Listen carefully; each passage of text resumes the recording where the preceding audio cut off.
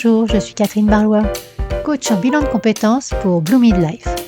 Après des années comme chef de projet dans la recherche clinique, je suis devenue coach et je vous accompagne pour trouver votre voie professionnelle dès maintenant. Bienvenue dans ce podcast où je partage avec vous, seul ou avec mes invités, des conseils, des expériences, du coaching dans la bonne humeur. Alors, on est parti pour l'épisode du jour. Bonjour à tous et bienvenue sur l'épisode numéro 62 du podcast Blue Mid Voice où je reçois en interview aujourd'hui Herminda Gallo. Je devrais même dire Herminda Gallo. Alors, j'ai connu Herminda par le réseau de femmes Bold Open Database qui réunit des femmes entrepreneurs. Et donc, je cherchais des femmes au parcours inspirant pour mes interviews au moment du lancement de mon activité. Et j'ai trouvé celui d'Herminda particulièrement riche, comme vous allez vous en rendre compte. Donc, après une petite année de suivi commun, nous avons trouvé le créneau pour l'enregistrement en mars dernier déjà. Et donc aujourd'hui, j'ai le plaisir d'accueillir et de vous présenter Herminda, que je définirais comme une professionnelle aux multiples talents. Donc, Herminda possède une expertise en communication, personal branding et networking, mais ce n'est qu'une toute petite partie des cordes à son arc. Elle est freelance depuis 2020 et donc elle a su naviguer à travers tous les défis de l'indépendance avec une détermination et une énergie contagieuse. Vous allez le voir. Donc, au cours de cet échange, elle nous dévoilera ses débuts professionnels, les moments clés qui ont façonné sa carrière, et elle partagera également son expérience du réseautage en tant que levier pour aller vers ses objectifs. Nous parlerons également de son engagement auprès des femmes, surtout à travers des initiatives comme Les Pionnières ou Elles Ensemble, ainsi que du rôle crucial du mentorat dans le développement professionnel. Alors préparez-vous à découvrir une personnalité inspirante, à la fois généreuse et pleine d'énergie, qui parvient à jongler avec ses nombreux projets tout en gardant une motivation sans faille et contagieuse. Je vous souhaite donc une belle écoute. Et on est parti. Bonjour Hermida. Bonjour Catherine. Comment allez-vous? Je vais très bien. Toujours au soleil à Marseille, comme on disait en Oui. off. Alors, Voilà. il y a 300 jours de soleil à Marseille par an. Donc, oui, on est bon, on est bon. Ça va. Disons qu'on va pas dire la même chose sur Nancy, mais aujourd'hui il fait magnifiquement beau, donc on va en Ok, profiter. super, super. Herminda, avant de vraiment plonger dans le vif du sujet, je vous propose de vous présenter et de présenter un petit peu vos projets. Très bien. Merci déjà de m'avoir invité à parler dans votre podcast. Je suis ravie de cette matinée ensemble. C'est quelques heures ensemble. Donc, moi, je m'appelle Herminda Gallo. Avec mon accent italien, c'est Herminda Gallo. Je suis italienne. Même, je dis que je suis italo-marseillaise parce que ça fait 11 ans que j'habite à Marseille. D'accord. Voilà, donc par rapport à mes projets, je suis indépendante depuis 2020 et je suis une entrepreneur multicasquette, on peut dire slasheuse. Voilà, j'ai plusieurs activités. Le fil conducteur de mes projets et de mes activités est l'accompagnement dans des domaines de la communication et du réseautage et aussi de la montée en compétences dans la création d'entreprises en tant qu'indépendant. Et j'accompagne différents publics. J'accompagne des étudiants. Je suis prof à la fac à l'IUT d'Aix-Marseille. Je les accompagne sur des cours de stratégie de communication digitale. J'accompagne des porteurs de projets et des entrepreneurs dans la montée en compétences dans la communication et réseautage pour les déterminer, qui est un dispositif d'accompagnement à la création d'entreprise. Je suis mentor pour l'organisme de formation Les Épaulettes. Donc là aussi, j'accompagne des femmes dans la montée en compétences dans le digital et avec la fondatrice des Épaulettes, qui est devenue une amie, qui s'appelle Célésiane, on organise des événements pour des femmes salariées en reconversion, entrepreneurs à Marseille, une fois par mois, gratuit, où on parle et on discute et on échange sur des thématiques liées au niveau professionnel ou personnel, voilà, et on avance tout ensemble. Et une dernière casquette, je suis coordinatrice d'un programme qui s'appelle Les Pionnières, un programme d'accompagnement de femmes qui sont éloignées de l'emploi de plus de 26 ans pour une fondation qui s'appelle FAS, Fondation Agir contre l'exclusion. Que de beaux projets. Donc oui, voilà. Confirme. Et donc, je vais vous ramener un petit peu à vos débuts. Qu'est-ce qui vous a motivé à vous orienter vers la communication et puis tout ce qui est mise en place de réseau, voilà. Qu'est-ce qui vous a amené vers ça à vos débuts? Oui. Alors, moi, j'ai fait toutes mes études en Italie. En 2011, j'ai eu mon master en traduction et interprétation, sans forcément une spécialisation particulière. Et donc, je cherchais un peu un domaine dans lequel m'épanouir et me développer. Et j'ai eu l'occasion de travailler un petit peu en Italie. J'ai travaillé pour une agence d'événements. Euh, Plus précisément pour des baptêmes de navires de croisière. C'était super intéressant, mais c'était des contrats précaires. Mhm. Et donc, j'avais postulé en même temps à un stage c'était un concours du ministère des Affaires étrangères italien qui cherchait des stagiaires pour travailler dans des institutions consulaires. Et donc, j'avais postulé, je n'y croyais même pas de pouvoir être contactée. Et finalement, le consulat de Marseille, le consulat italien de Marseille, me contacte pour travailler à Marseille. Donc, je suis partie déjà, voilà, ça c'est la première étape, je suis partie à l'étranger. Mhm. Et donc, j'ai fait ce stage de 3 mois en 2012 et après, j'ai décidé de rester à Marseille. Et donc, petit à petit, en fait, j'ai commencé, j'ai cherché un travail après mon stage. Donc, j'ai travaillé au MUSEM, qui est un musée, voilà, ici à Marseille, un musée national où ils cherchaient des médiatrices culturelles. Donc, j'ai pu mettre comment dire, profit mes connaissances linguistiques et j'ai évolué un peu dans ce domaine culturel. Et après, rapidement, j'ai commencé à m'intéresser à la communication, marketing, déjà personnellement. Et après, j'ai décidé voilà, de quitter un peu la culture pour m'orienter plutôt vers la communication et le marketing. Et donc, j'ai eu des postes dans des entreprises internationales, toujours avec cette compétence linguistique présente, Mhm. mais où j'ai développé sur le terrain des compétences aussi de communication et marketing. Et donc, aujourd'hui, ces compétences, je les mets à profit de mon entreprise, pour dire ça. Oui, oui, oui. Et par rapport à toute cette évolution au niveau de votre carrière, j'ai l'impression que ça s'est fait tout doucement, simplement, mais vous avez senti qu'il y avait eu des tournants, vraiment? Alors, il y a plusieurs éléments qui m'ont un peu poussée euh, euh, à partir déjà de mon pays, on peut dire. Il y a deux éléments importants dans ma vie, dans ma carrière professionnelle et personnelle. La première, c'était une prise de conscience au niveau du contexte des femmes dans ma famille. C'est-à-dire que euh, j'ai vu ma mère être femme au foyer, ma grand-mère. Et en fait, ma mère, elle m'a toujours dit, tu dois être indépendante financièrement, tu dois pas dépendre des gens, tu dois pas dépendre des hommes. Et donc, ça m'a poussée à me dire, en fait, je veux pas forcément être femme au foyer, je veux peut-être, voilà, évoluer différemment. Et ma mère, elle m'a un peu impulsée sur cette piste. Ça, c'était un élément très déclencheur pour moi.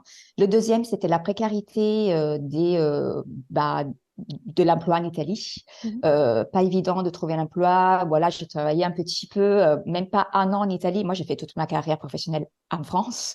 Voilà, c'était un bon choix de partir et je suis contente de tout ça. Et après, un tournant, ça, c'est les deux tournants les plus importants pour moi. Et après, oui, c'était quand même un début de burn-out dans une entreprise où j'étais salariée.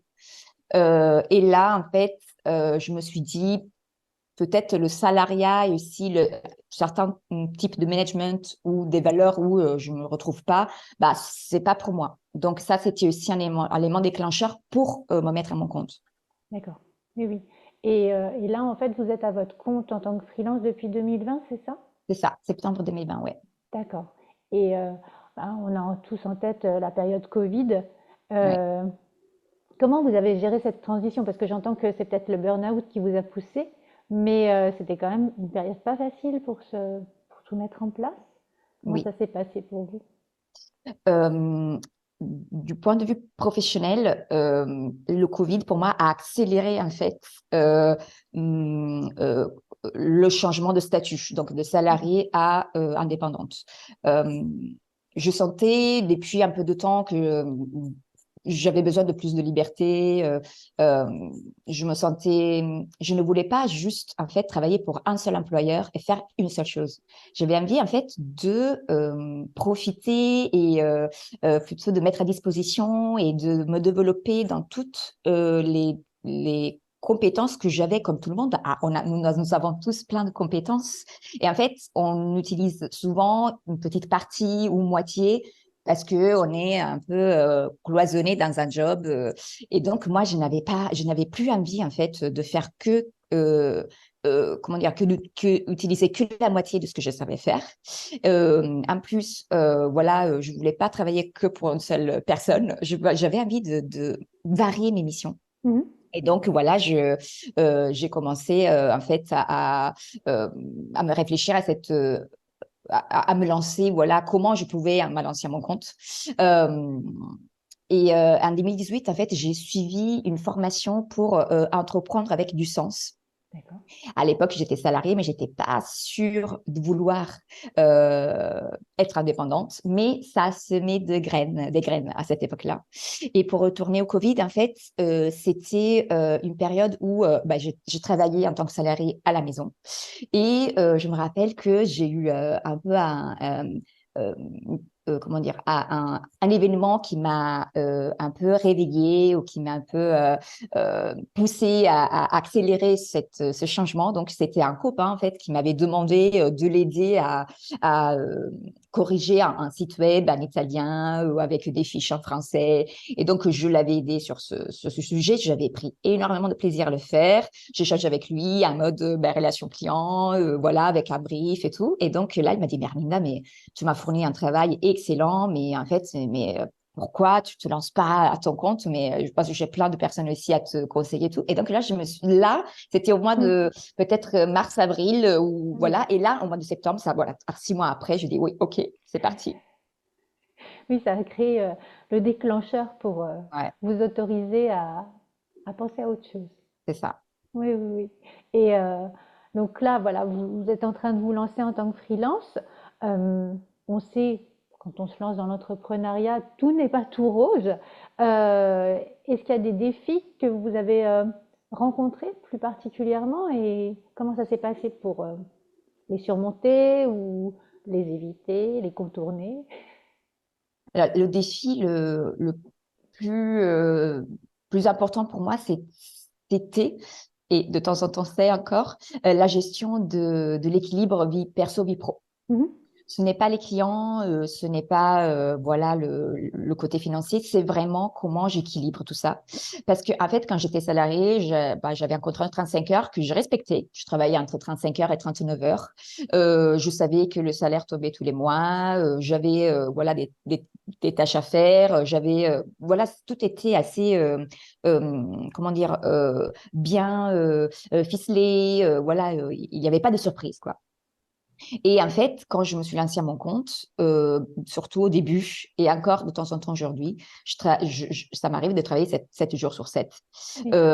Parce que ben, tout au début, en fait, quand on change de statut comme ça, on ne sait pas trop, on est notre propre patron, on ne sait pas comment, en fait, à quelle heure on commence, est-ce que je me pose. Personne, en fait, nous arrête pour la pause déj, personne nous arrête pour faire des pauses. Donc, surtout quand on est indépendant, on est seul, entre guillemets.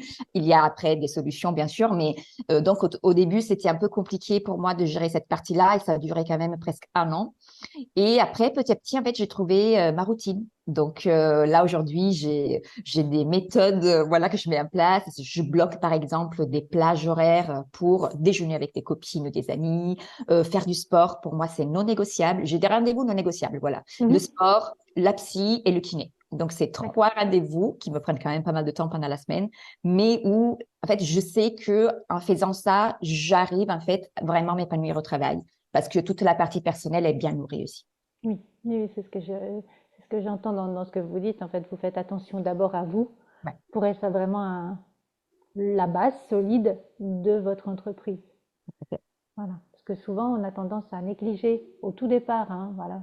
Je le vois parce que je me suis lancée quand même il y a qu'un an. Et je le vois de temps en temps, oui, oui, les week-ends, voilà. Donc, alors c'est sûr que les week-ends, parfois, bah, je travaille, mais je fais des week-ends en semaine. Voilà, Voilà, comme ça, je suis exactement. disponible pour ma fille, par exemple. Oui, oui, c'est important, en fait, Ouais, de faire attention à soi. Parce que absolument. on aurait tendance à se griller au profit de notre entreprise, mais de toute manière, étant donné qu'on est le moteur, on Tout à n'ira fait. pas très loin. Oui, oui, je l'entends. Et par rapport à tout ce que vous mettez en place, et j'entends l'accompagnement aussi des entrepreneurs, il y a pas mal de choses sur lesquelles vous insistez, donc j'entends communication, marketing. Vous avez également des messages par rapport au réseau. Oui. Voilà. Et au niveau de l'importance du réseau, quand on se lance, comment vous nous conseilleriez pour construire un réseau professionnel solide et authentique, parce que c'est quand même important. Bien Voilà, sûr. c'est la base. Alors, je vous confirme que le réseau est un atout et une ressource essentielle pour un entrepreneur. Euh, Moi, c'est grâce au réseau. Et j'aime bien parler de réseau relationnel et pas professionnel. Mhm. Parce qu'en fait, pour moi, le réseau, c'est avant tout des personnes. C'est-à-dire que moi, quand je dis grâce au réseau, j'ai pu en fait avoir mes premiers clients. C'est parce que en fait, avant ma vie d'entrepreneur, je me suis toujours intéressée aux gens. Avant de m'intéresser à leurs fonctions, mes collègues, des gens que j'ai rencontrés à la salle de sport, des gens que j'ai rencontrés dans un événement autre. Et en fait, je m'intéressais à eux, je posais des questions. Et en fait, ça se crée une relation. On trouve des points communs. Et en fait, ça permet de créer justement des relations Mhm. authentiques et aussi de pouvoir, comment dire, échanger sur aussi le côté professionnel. Moi, c'est la première chose que je mets en avant, en fait. Mon travail, ce que je fais, bien sûr, ça dépend des questions et de l'échange. Mais en fait, moi, ce que je dis toujours, moi, j'ai créé une formation et j'ai créé des ateliers sur comment construire un réseau professionnel et relationnel euh, et efficace, authentique. Donc voilà, c'est vraiment comment réussir à aussi démystifier un peu ce côté, ben, je vais déranger ou Oui. ben, je vais vendre mes produits. En fait, c'est pas ça le réseau, justement. C'est plutôt s'intéresser vraiment aux gens, à leur vie, à ce qu'ils aiment, à ce qui leur passionne. Et quand je parle avec quelqu'un, pour moi, cette personne devient la personne la plus importante au monde. C'est-à-dire, pour moi, voilà, je suis avec cette personne et après, cette personne sent qu'il y a euh, un vrai intérêt. Et donc, naturellement, la relation se crée et après, on peut parler de travail. Mais c'est pas la première chose sur laquelle je mise quand je rencontre quelqu'un. Oui, oui. Alors, ce que je ressors de ce que vous me dites, c'est vraiment être dans l'écoute, dans l'échange, et avant de parler vraiment pro. Tout à fait. Oui, Et aussi, je rajouterais de donner beaucoup sans attendre forcément de recevoir ou pas forcément attendre de recevoir de cette personne. C'est-à-dire, moi, je crois beaucoup au cercle vertueux de la vie et du réseau aussi. C'est-à-dire, quand on donne une mise en relation, un contact, une information, je sais pas, en fait, ça se crée en fait en une sorte de boule de neige, en fait, parce que à un certain moment, tout ce qu'on donne nous revient différemment, quoi. Moi, c'est mon cas. J'y crois énormément et ben, depuis toujours, je fais ça et depuis toujours, je reçois beaucoup de belles surprises dans ma vie pro et perso. c'est magnifique. Euh, Et donc oui, vous nous avez partagé que votre réseau vous a permis d'avoir vos premiers clients. Et est-ce que vous avez une autre histoire à nous partager où votre réseau aurait eu un impact significatif sur votre carrière? Parce que Oui, j'entends que vous avez plein de casquettes, donc il y a dû avoir ces rencontres, ces événements qui vous ont amené à vous absolument. engager dans d'autres projets. Oui. Bah, il y a une dizaine, centaine peut-être de rencontres de ma vie. Je vais vous parler d'une seule parce que sinon on peut passer la journée. Mais c'est une chère amie elle était en fait, à la recherche d'une personne pour reprendre un programme. Donc le programme Les Pionnières. pour lequel je suis coordinatrice. En fait, elle cherchait une personne qui avait plusieurs compétences. Donc déjà, une appétence et vraiment un réel intérêt pour tout ce qui était l'inclusion, les femmes, l'accompagnement, des compétences d'animation et d'organisation. Donc, elle cherchait quelqu'un, elle a pensé à moi. Et donc, cette rencontre a été faite il y a quelques années, mais cette personne, vu les échanges qu'on avait eus, donc quand il fallait chercher la bonne personne pour récupérer ce programme, ben, elle a pensé directement à moi. Et donc, c'est l'une des, l'un des pouvoirs du réseau, justement, où d'une personne qu'on a rencontrée, qui est une amie et avec qui on parle, on fait des déj, on rigole, ça peut arriver que elle nous propose une opportunité en or. Donc, grâce à cette personne, grâce à cette rencontre, aujourd'hui, je coordonne un programme qui me fait vibrer et pour lequel je me réveille tous les jours avec beaucoup d'enthousiasme. Voilà. Oui, ça fait partie vraiment des belles rencontres de la vie qui nous amènent vers, je vais utiliser le mot mission, mais voilà, il est un peu galvaudé maintenant, mais voilà, des projets qui résonnent en nous. Tout à fait. Et, et donc, est-ce que vous pourriez nous parler de ce projet Les Pionnières et Oui, de tout son à fait. impact en fait Oui, sur les femmes que donc vous accompagnez? les projets Les Pionnières est un projet qui est porté par une association qui s'appelle FAS, donc Fondation Agir contre l'exclusion, qui est en fait un club d'entreprise qui est à Marseille et a été créé il y a 30 ans, et en fait qui fédère plus de 250 entreprises engagées. Et en fait, la mission, c'est vraiment de lutter contre toute forme de discrimination, d'exclusion, de pauvreté. Et donc, comment on le fait? En fait, on mobilise les entreprises du club avec leurs collaborateurs pour des projets d'innovation sociale. Donc, on va sur le terrain avec eux. Et donc, Les Pionnières fait partie d'un de ces programmes qu'on propose chez FAS Sud Provence. Et donc, Les Pionnières, c'est un accompagnement qui dure 6 mois, qui va terminer bientôt, malheureusement. Il a commencé en 2021. Et donc, on accompagne des femmes de plus de 26 ans qui habitent dans des quartiers prioritaires de la ville. Et le but, c'est en fait de les aider à construire un projet professionnel viable et durable via des ateliers collectifs, via un accompagnement individuel avec des référents parcours, via des mentors et des marraines qui sont là pour les aider. Donc, moi, je coordonne et je chapeaute tout ce programme. Voilà. D'accord. Et vous dites qu'il va s'arrêter faute de moyens ou parce qu'en fait le projet, c'était de A à Z et vous arrivez vers Z? Comment ça se passe? C'est ça. En fait, c'était un projet qui a été conçu sur 3-4 ans. Donc là, c'est la conclusion. On y travaille pour réfléchir ensuite, mais pour un autre projet, parce on s'est rendu compte vraiment qu'il y a des gros besoins au niveau de l'accompagnement des femmes en situation qui n'ont jamais travaillé, qui sont dans des quartiers prioritaires de la ville. Donc là, on est en train de réfléchir à la suite. D'accord. Parce qu'en fait, moi, parmi tous vos projets, quand je suis arrivée sur votre page LinkedIn, c'est vraiment ce projet-là Ouais. qui était le phare, en fait. Et je me disais, ce que vous faites à Marseille, alors on le voit avec Force Femmes Ouais. par rapport à l'accompagnement des femmes de plus de 45 ans, mais en fait, il y a quand même une proportion de femmes qui n'ont pas plus de 45 ans et qui ont besoin clair. d'être accompagnées. Et est-ce que vous pensez que si vous faites un projet avec un petit peu le même public cible, est-ce que ça pourrait être partagé ailleurs en France? Ah ben, je l'espère.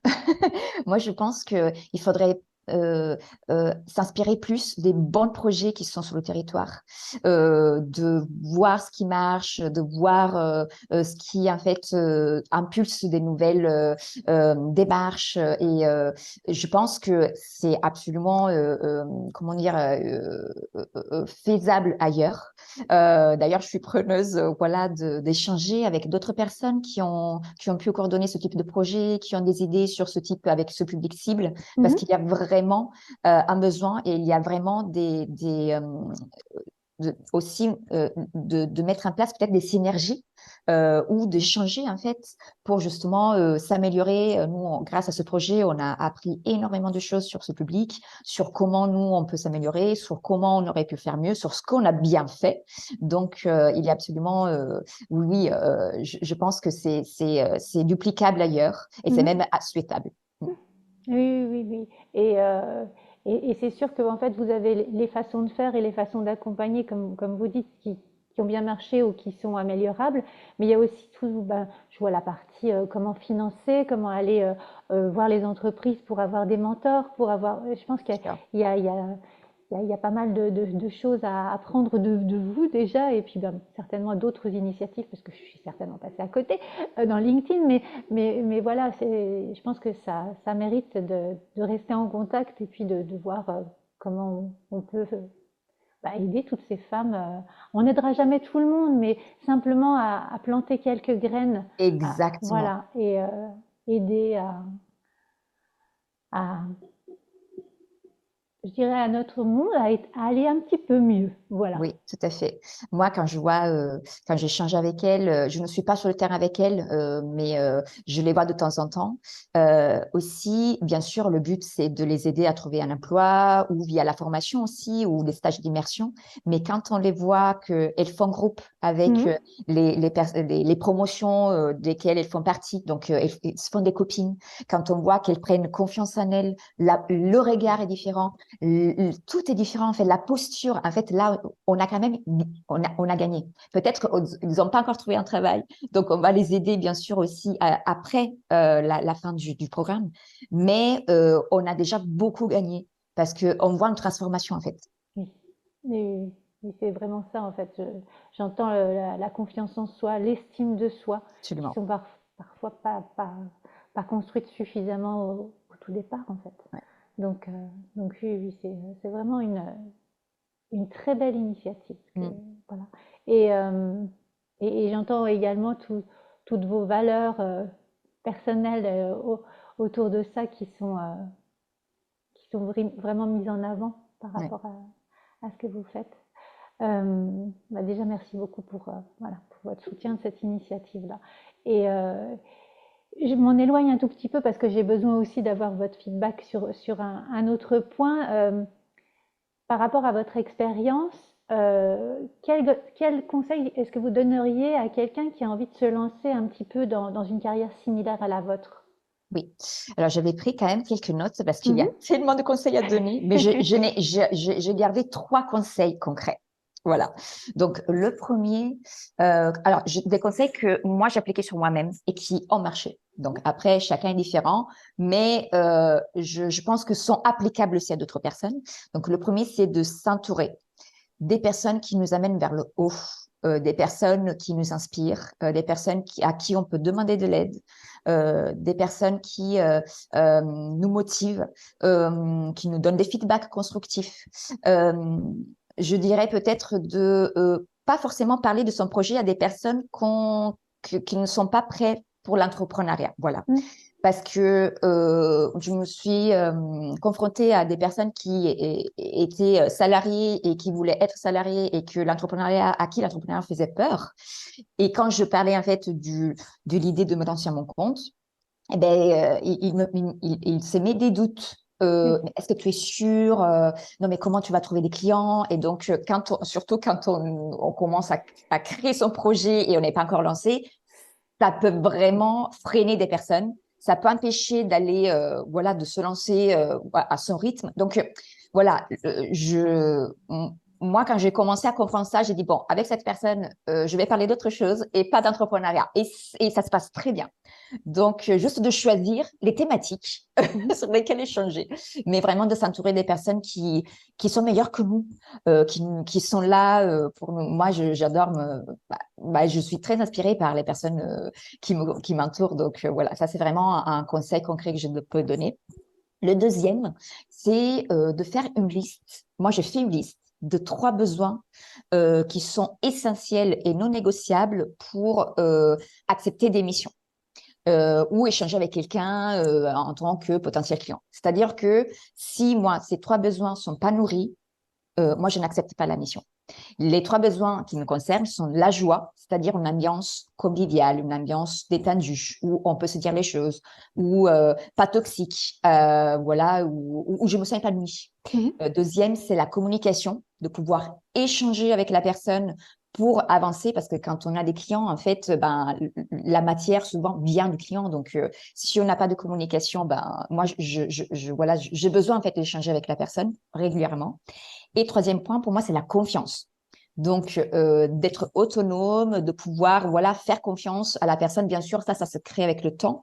Mais vraiment, si je vois que ces trois, je n'ai pas envie, en fait, d'avoir des flics par rapport à mon travail. C'est pas possible. Donc, j'ai déjà arrêté des missions ou ne pas accepter des missions parce que la personne, elle était trop, elle voulait tout trop contrôler et sans me laisser, en fait, une marge de manœuvre.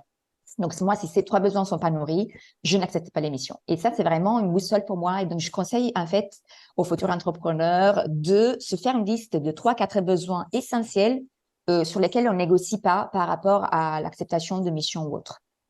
Et troisième conseil, c'est de se faire accompagner par une structure d'accompagnement à la création d'entreprise ou aussi par un coach ou les deux. Moi, je me suis fait accompagner par une entreprise dans laquelle je travaillais d'ailleurs, de création d'entreprise. Moi, j'étais chargée de communication, mais je voyais les entrepreneurs épanouis et tout. Et je me suis dit, bah, en fait, c'était plusieurs déclencheurs qui m'ont amené vers le côté, vers mon statut d'indépendant. Et donc, j'ai demandé à une de mes collègues de m'accompagner dans cette démarche. Elle est conseillère de création d'entreprise. Et donc, ça m'a permis, en fait, de mettre le doigt sur la tarification, les conditions générales de vente, tout le statut juridique, tout, en fait, ces aspects on doit forcément toucher à un certain moment quand on crée son activité. Et donc, se faire accompagner, en plus, il y a plein de dispositifs gratuits, c'est-à-dire qui sont subventionnés par l'État, voilà, qui sont gratuits pour les bénéficiaires. Donc, ce serait vraiment dommage de ne pas en profiter et de passer à côté de cette opportunité qui nous est proposée en France. Et c'est vraiment, je conseille vraiment de se faire accompagner parce qu'en fait, on doit prendre soin en tant qu'entrepreneur, en fait.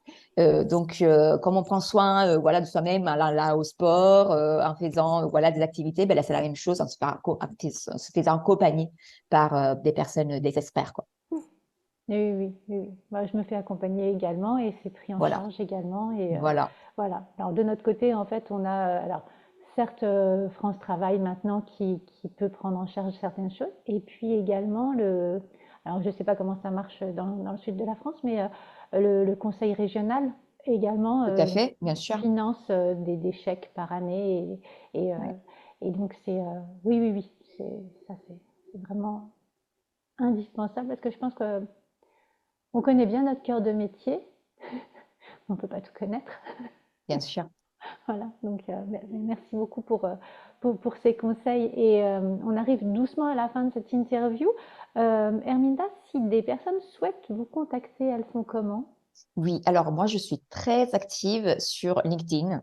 Mhm. Très active. Pour moi, ça veut dire très active de être, voilà, j'y vais tous les jours, bien sûr, mais aussi pour mon travail. Mais je publie régulièrement aussi, une fois par semaine, voilà, de façon très respectueuse.